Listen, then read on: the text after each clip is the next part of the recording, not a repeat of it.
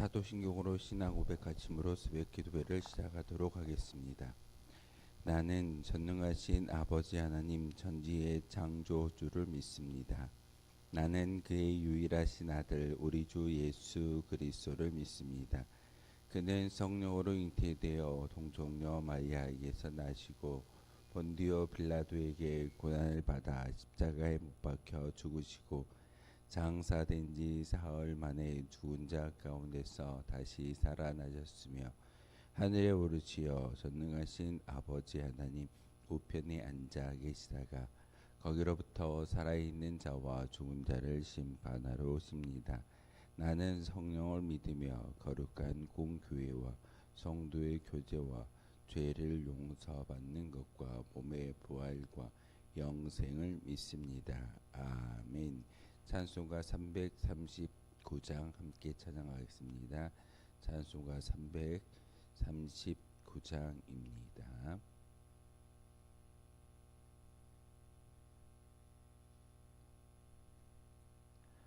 찬송가 339장입니다.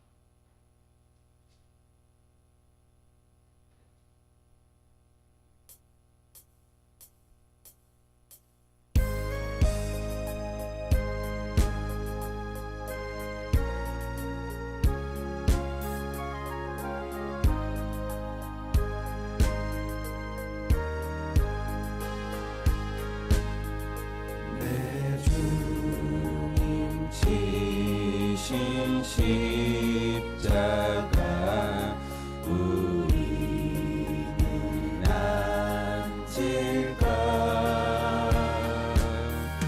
네게 나 있는 십자가 내게도 있도다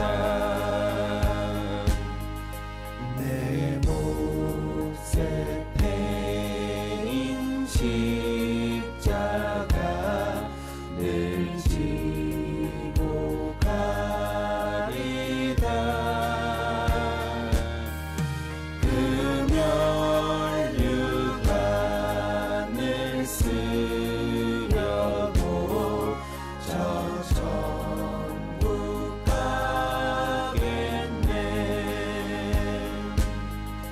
저 수정 같은 길에서 면류관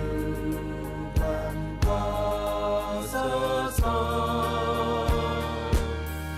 주 예수 앞에 바치며 늘 찬송하겠네 저 천사 소리 높여서 늘 찬송할 때에 그 좋은 노래 곡조로 참 아름답도다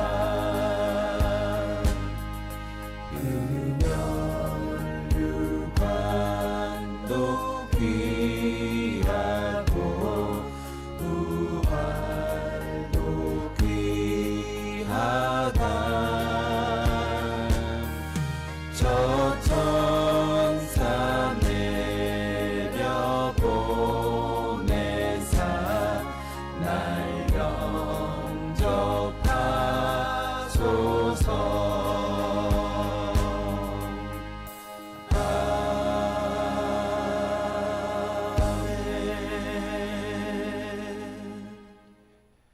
아멘. 함께 보실 하나님 말씀은 민수기 28장의 말씀 보겠습니다. 민수기 28장 1절에서 31절까지의 말씀입니다. 민수기 28장 1절에서 마지막 31절까지의 말씀 한 절씩 교독으로 하나님의 말씀 받들어 읽겠습니다.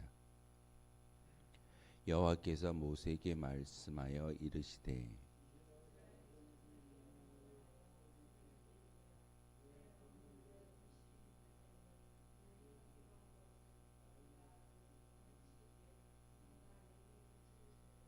또 그들에게 이르라. 너희가 여호와께 드릴 화제는 이러하니 1년 되고 흠없는 순양을 매일 2마리씩 3번대로 드리되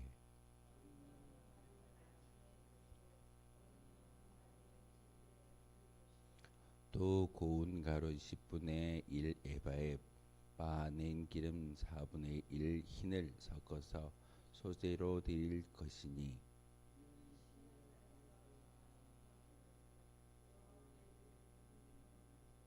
또 그 전제는 어린 양 한 마리에 4분의 1 흰을 드리되 거룩한 곳에서 여호와께 독주의 전제를 부어 드릴 것이며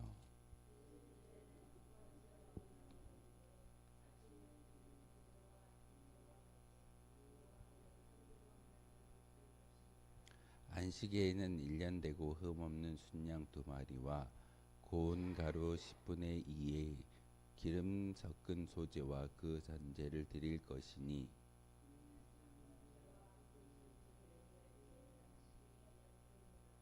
초하루에는 수송아지 2마리와 순양 1마리와 1년 되고 흠없는 순양 7마리로 여호와께 번제를 드리되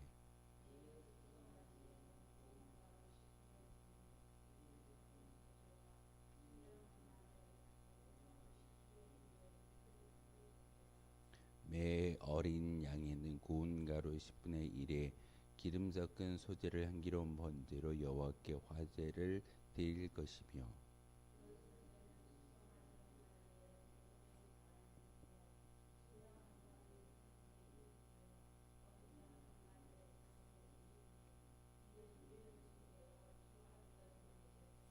또 상번제와 그 전제 외에 수념소 1마리를 속죄제로 여호와께 드릴 것이니라.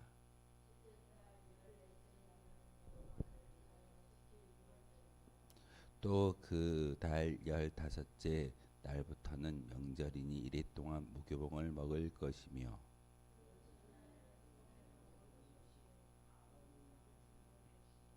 수송아지 2마리와 순양 1마리와 1년 된 순양 7마리를 다 흠없는 것으로 여호와께 화제를 드려 번제가 되게 할 것이며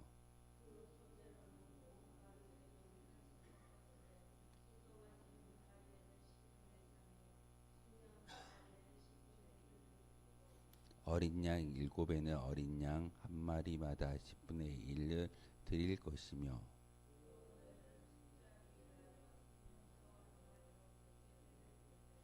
아침 번제 곧 상번제 외에 그것들을 드릴 것이니라.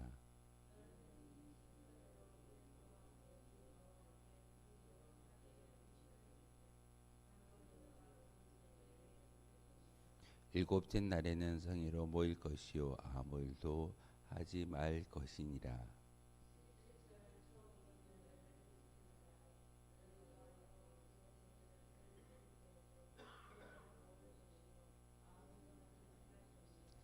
수송아지 2마리와 순양 1마리와 1년 된 순양 7마리로 여호와께 향기로운 번제를 드릴 것이며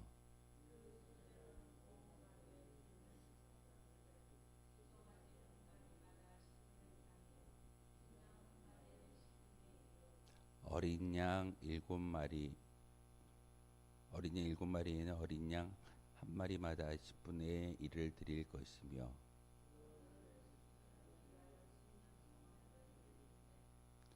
함께 읽겠습니다. 너희는 다 흠없는 것으로 상번제와 그 소제와 전제 외에 그것들을 드릴 것이니라. 아멘.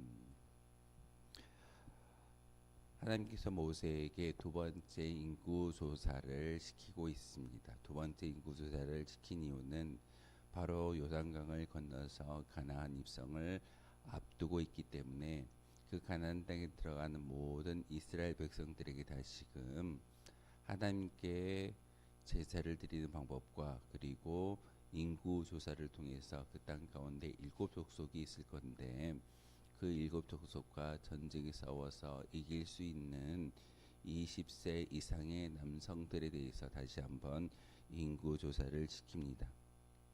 요단 동편 모압 평지에서 이스라엘 백성들이 인구조사를 하였습니다.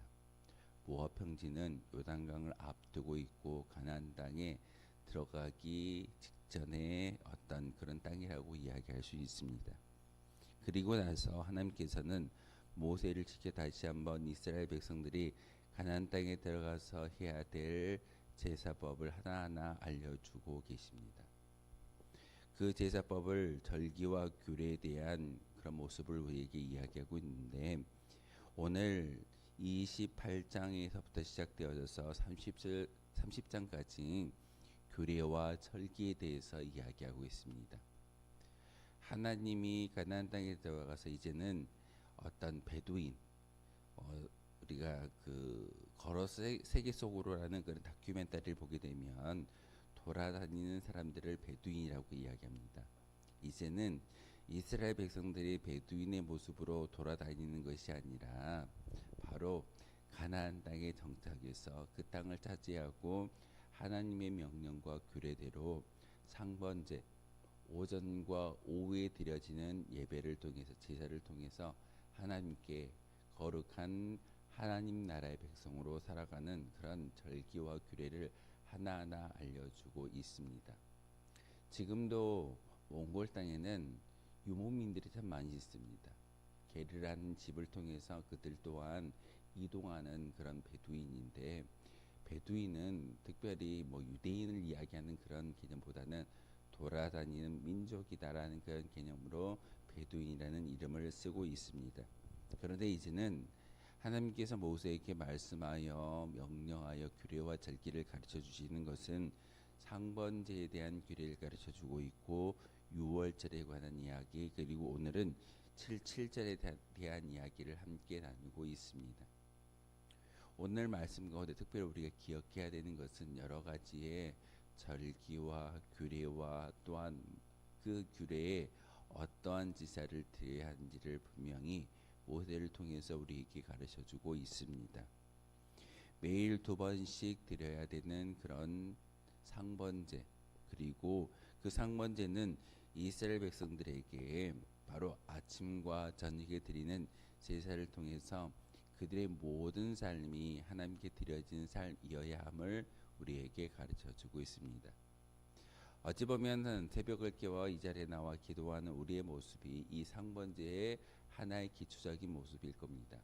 아침 일찍 나와서 말씀을 듣고 찬송하며 우리의 믿음의 고백을 하나님께 올려드리고, 잠자리에 들기 전에는 오늘 하루도 이렇게 우리를 인도하여 주심에 감사합니다라고 짤막하게 기도하고 하루를 마치는 것이, 이렇게 상번제에 대한 이스라엘 백성들을 향해 하나님께서 말씀하셨던 그런 규례를 지키는 믿음의 모습일 겁니다.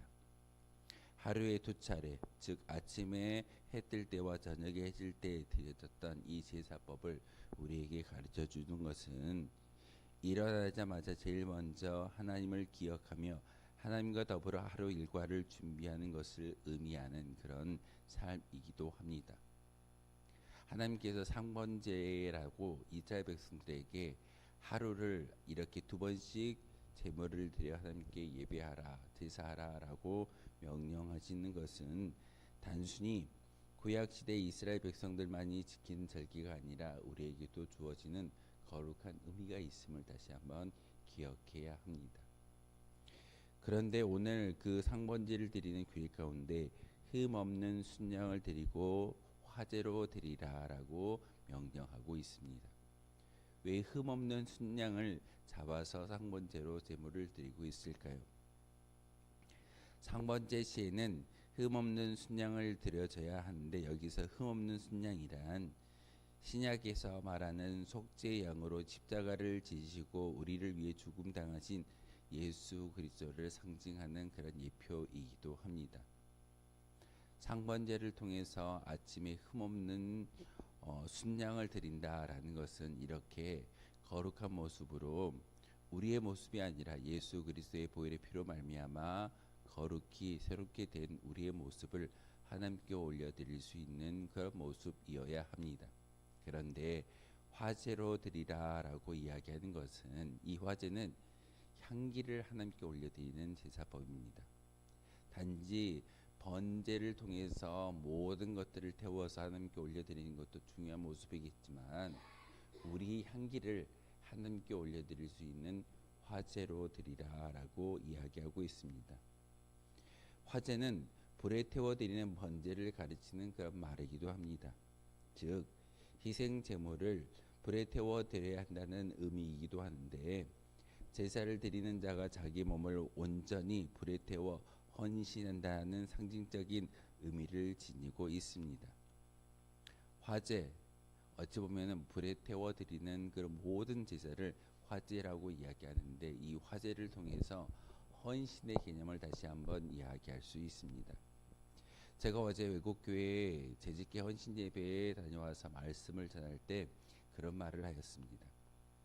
우리의 직분이 화제를 드릴 수 있는, 그리고 우리의 직분이 하나님의 마음을 기쁘게 할 수 있는 그런 직분이 아니라 세상 가운데서 구별된 성도라는 이름이, 그리고 하나님의 부르심에 합당한 그런 믿음의 고백이 우리 가운데 있어졌을 때 진정한 헌신이 시작될 수 있습니다 라고 말씀을 드렸습니다. 예배가 끝난 후에 장로님들과 권사님들 함께 이야기를 나눌 때 이런 말씀 하시더라고요. 말씀을 듣다가 유언할 뻔했습니다. 왜냐하면 제 비석에 직분을 쓰는 것 대신에 성도라는 이름을 썼으면 좋겠다라는 말을 참 많이 하셨습니다. 어떤 장로님도 그 말씀을 하셨고 어떤 권사님도 그 말씀을 하셨는데 어찌 보면은 우리의 정체성에 대해서 분명하게 깨달아 알아졌을 때 우리가 상번제를 통해서 이스라엘 백성들에게 이야기하셨던 하나님의 그 뜻을 우리의 삶을 통해서 증명해 보일 수 있게 됩니다. 특별히 매일 아침과 저녁에 드릴 이 상번제를 통해서 이스라엘 백성들에게 요구하시는 하나님의 뜻이 무엇이겠습니까? 너는 내 백성이야. 이스라엘은 내 백성이고 왕의 통치를 받는 것이 아니라 하나님의 통치를 받는 거룩한 백성인 것을 바로 이 상번제를 통해서 알게 하시는 것이 하나님의 영적인 의미입니다. 우리도 하나님의 거룩한 백성이고 천국을 소망하는 성도이기 때문에 성도라는 이름으로 불러주셨고 그 부르심에 합당한 우리의 정체성을 가지고 있다고 한다면 이렇게 아침과 저녁에 드려지는 이스라엘 백성들의 상번제처럼 우리도 기도를 통해서 우리의 몸이 하나님께 헌신으로 올려질 수 있는 화제로 드릴 수 있는 그런 믿음의 고백이 우리 가운데 있어져야 합니다. 그리고 나서 하나님께서 유월절의 규례를 모세를 통해서 알려주고 있습니다. 유월절은 하나님께서 이스라엘 백성들에게 이 유월절을 통해서 너희들이 죽을 수밖에 없는 그런 민족이었지만 하나님의 죽음의 신이 그들을 넘어갔다라는 것을 기억함으로써 너희의 문설주에 그리고 문지방에 어린 양의 피가 발라져 있는 것을 보고 표식으로 죽음의 신이 넘어갔음을 이야기하는 유월절을 지키는 규례로서 바로 제사를 드리고 성회로 모이고 일주일간은 무교절로 지키라라고 이야기하고 있습니다. 유월절은 이스라엘 백성들에게 있어서 가장 중요한 절기이며 명절이기도 합니다. 왜냐하면 하나님의 존재의 가치 그리고 하나님의 무서운 능력에 대해서 경험했던 그런 민족이기 때문에 그들은 유월절을 지키면서 하나님의 살아계심을 다시 한번 깨닫게 되는 것이고 그 절기 가운데 특별히 하나님께서 이스라엘 백성들에게 요구하는 게 있습니다. 아무 일도 하지 말라. 아무 일도 하지 말라는 것은 영적인 의미입니다. 단지 우리의 노동을 멈추는 것이 아니라 바로 하나님의 살아계심과 하나님의 그 위대하심을 증거하라는 그런 의미가 아무 일도 하지 말라는 그 말 가운데 담겨져 있습니다. 우리는 이것을 잘못 해석함으로써 구약의 율법처럼 안식일, 거룩한 주일에는 아무것도 하면 안 된다라는 것이 옛날 목회자들의 가르침이었습니다. 하지만 요즘 많은 목회자들은 이 말씀을 다시 해석함으로써 노동을 멈추는 것이 아니라 모든 것을 멈추어냄으로써 하나님을 인식하는 거룩한 절기가 주일이어야 하는 것이고, 6월절의 절기의 진정한 의미는 아무것도 하지 아니함으로써 하나님의 능력을 다시 한번 인정해 드리는 것이 그들의 모습인 것을 모세를 통해서 우리에게 가르쳐 주고 있습니다.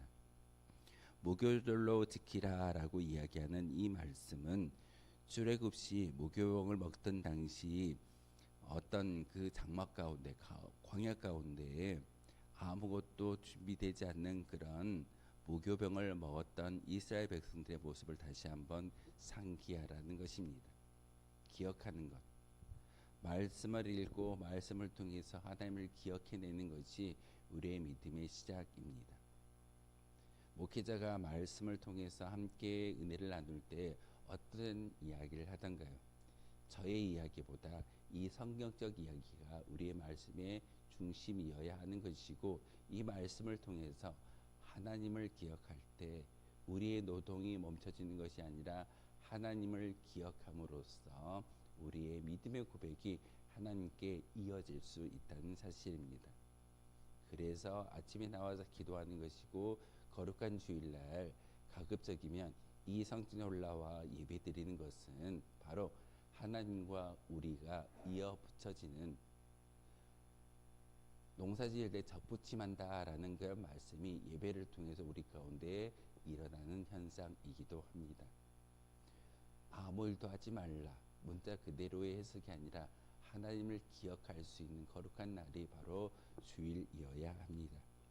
또한 7.7절에 대한 규례를 모세를 통해서 이스라엘 백성들에게 가르쳐주고 있습니다. 이스라엘 백성들은 7.7절이라는 절기를 통해서 바로 이제는 가나안 땅의 유성에서 열매를 맺었을 때 그 열매를 하나님께 올려드릴 수 있는 거룩한 믿음의 고백이 있어야 된다라고 말하고 있습니다. 이 절기는 보리를 수확하여 그 첫 소산물을 하나님께 드리는 절기이기도 합니다. 오늘날 교회에서 말하는 맥주 감사 주일이 이 7.7절에 해당되는 절기이기도 합니다. 결국 봄철의 추수 감사 절기인 셈, 바로 이 절기가 하나님께서 이스라엘 백성들에게 이렇게 수확에 대해 감사하는 절기를 요구하셨고, 참으로 하나님께서는 만물의 주인이시요, 또한 우리가 하나님의 은혜로 소득을 얻고 땅의 소산을 얻었으니 다른 무엇 제물로도 바꿀 수 없으며, 우리가 소득한 모든 것들을 하나님께 드림으로써 감사하는 것이 절기의 의미이기도 합니다. 많은 목회자들이, 또한 교회가 헌금을 이야기하고 또한 연보를 이야기합니다. 연보는 우리가 드릴 수 있는 믿음의 고백의 수준입니다. 물질을 많이 드리고 어떤 양을 이야기하는 것이 아니라 우리가 정성껏 준비해서 하나님께 올려드리는 모든 것이 바로 하나님께 드려지는 연보인 것이고, 그 연보는 사람의 기준이 아니라 하나님의 기준으로 우리가 드릴 수 있는, 힘을 다하여 드릴 수 있는 그런 모든 제물이 바로 하나님께 드려지는 제물이기도 합니다. 그러면서 하나님의 은혜에 대한 감사의 모습, 우리가 드려지는 육신도 시간도 그리고 제물도 하나님께 올려드릴 때만이 진정한 어떤 절기를 지키는, 규례를 지키는 그런 믿음의 모습이 우리 가운데 있음을 성경은 우리에게 가르쳐주고 있습니다. 그런데 7.7절에 특별한 특징 하나가 속죄제를 겸하여 드리라라고 이야기하고 있습니다. 속죄제가 무엇이던가요? 우리가 지었던 모든 죄를 용서해 달라는 그런 죄를 겸하여 드리는 것. 단지 하나님의 은혜, 우리가 추수한 것에 대해서 감사하는 그런 절기이지만, 이 절기 가운데 우리의 소득만을 이야기하는 것이 아니라 우리의 죄가 있다면 그 죄도 하나님께서 용서해 달라고 속죄제를 함께 드리는 것이 7.7절의 어떤 규례의 의미이고 또한 특징이기도 합니다. 7.7절 절기에 드릴 때는 속죄제도 겸하여 드려야 한다라고 이야기하고 있는데, 우리는 무슨 일을 하든지 항상 회개하고 사죄하는 자세를 가져야 함을 오늘 절기를 통해서 우리에게 가르쳐주고 있습니다.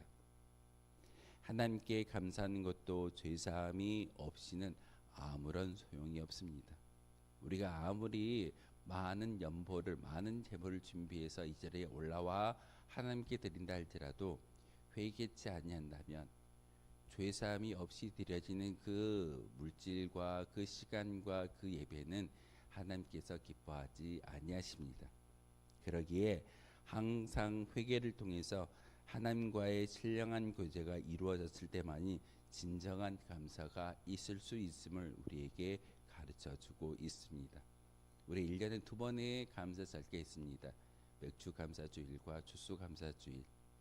이 감사에 앞서서 먼저 항상 회개하고 하나님이 우리의 인생 가운데 회개를 통해서 우리를 받을 만한 그런 조건이 되어졌을 때 그 하나님의 은혜에 감사할 수 있는 믿음의 모습이 우리 가운데 주어지는 것이고 하나님 또한 그 예배와 그 감사를 기뻐 받아주신다라는 말씀입니다. 오늘 특별히 민수기 28장을 통해서 상번제와 유월절과 칠칠절에 대해서 우리에게 규례와 율법을 가르쳐 주셨습니다. 구약의 절기이긴 하나 오늘날 현대를 살아가는 우리 성도들에게 영적으로 중요한 신앙적 교훈을 가지고 있습니다. 또한 우리가 이 절기의 규례를 함께 읽고 묵상하는 것은 하나님이 우리에게 구원의 절기를 통해 가르치시는 하나님의 신령한 말씀에 귀 기울여 그 말씀에 순종하라는 하나님의 계획과 뜻이 우리 가운데 있음을 다시 한번 이 민수기 28장을 통해서 우리에게 음성 들려 주십니다. 그 영적 교훈을 삶으로 반영해 드리고 예배하고 기도하는 것이 우리의 믿음이어야 합니다. 그런데 하나님은 오늘 28장을 통해서 우리에게 말씀하시는 것은 영적으로 게으르지 말라라는 그런 말씀이기도 합니다. 상번제 하루에 매일 2번씩 예배를 제사를 드리는 삶이 쉬운 삶이겠습니까? 어렵습니다. 하나님이 상번제를 이야기하고 유월절을 이야기하고 칠칠절을 이야기하는 것은 영적으로 나태하거나 게으르지 말고 영적으로 부지런한 삶을 통해서 하나님께 기도하고 회개함을 통하여서 하나님과 소통하며 나아가라고 우리에게 말씀하시는 거룩한 믿음의 고백인 줄 압니다. 다시금 모세를 통해서 우리에게 규례와 율법을 알려주셨지만 그 규례와 율법은 우리를 제약하기 위해서 알려주시는 것이 아니라 하나님 우리와 소통하고 싶으셔서 알려주시는 귀한 말씀인 것을 다시 한번 마음속에 새기며 기도할 수 있는 저와 여러분 되어주시기를 주님의 이름으로 소망하겠습니다. 기도하겠습니다. 거룩하신 주님 참으로 감사를 드립니다. 오늘도 귀한 말씀을 통해서 하나님의 규례와 율법을 다시 한번 깨닫게 하셨습니다. 하나님 이렇게 구약의 이스라엘 백성들에게 말씀하셨던 것을 다시금 우리의 삶에 적용하여 하나님께 기도하며 나아가는 거룩한 믿음의 자리에 저희들을 불러주셨습니다. 하나님 우리의 믿음의 이 모습이 단지 어떤 외형적인 종교인의 모습이 아니라 진정 하나님과 소통할 수 있는 믿음의 고백의 자리가 되게 도와주시고 저희들 기도할 때 다시 한번 하나님의 말씀대로 순종하며 나아갈 수 있는 영적으로 예민하며 영적으로 부지런하여 하나님의 기쁨이 될 수 있는 거룩한 주의 백성들 되게 하여 주옵소서. 이 시간에도 저희들 많은 기도의 제목을 가지고 이 자리에 올라와 기도하고 있습니다. 하나님 그 기도의 제목을 들어주시고 응답하여 주심으로 말미암아 오늘 하루가 하나님을 마음을 기쁘시게 할 수 있는 거룩한 한 날 될 수 있도록 주님께서 저희들을 사용하여 주시고 세상의 많은 사람들 가운데 특별히 성도라고 불러주셨사오니 거룩한 모습으로 살아갈 수 있는 믿음의 고백자들 되게 도와주옵소서. 예수 그리스도의 이름으로 기도하옵나이다. 아멘. 하늘에